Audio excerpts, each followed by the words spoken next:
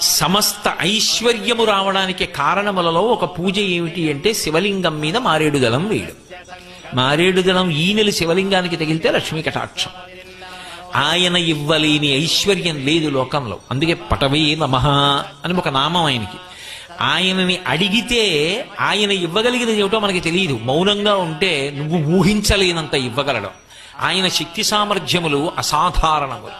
ఒకానొకప్పుడు ఉపమన్యువు అని మహాభారతంలో తల్లి దగ్గరికి వెళ్ళి, అమ్మా పిల్లలందరూ పాలు తాగుతున్నారు, నాకు పాలు ఇయ్యి అన్నాడు. పాపం ఆవిడ పేదరాలు, పిండి కలిపి నీళ్ళు ఇచ్చింది. ఆయన నీళ్లు తాగుతున్నాడు పిల్లల్లోకి వెళ్ళి. పిల్లలందరూ గేలి చేశారు, అవి పాలు కావు, పిండి నీళ్లు మీ అమ్మ ఎక్కడి నుంచి ఇస్తుందిరా, నీ తండ్రి ఇప్పుడు లేడు కదా ఇక్కడ అన్నాడు. ఆయన పరిగెత్తుకు వెళ్ళి అడిగాడు, అమ్మ నాన్నగారు ఏరమ్మా, అవి పిండి నీళ్ళుట కదా, పాలు కావుట కదా అన్నాడు. ఆవిడంది విసిగిపోయి, తండ్రి లేకపోవడం ఏమిటరా, శంకరుడు నీ తండ్రి. ఏరమ్మా అన్నాడు. తపించు కనపడతాడు. వెళ్ళి పిల్లవాడు పట్టుదలతో తపస్సు చేశాడు, ప్రత్యక్షమయ్యాడు బాలుడి భక్తికి. ఏం కావాలన్నాడు. పిల్లవాడు కదూ, పాలు కావాలన్నాడు.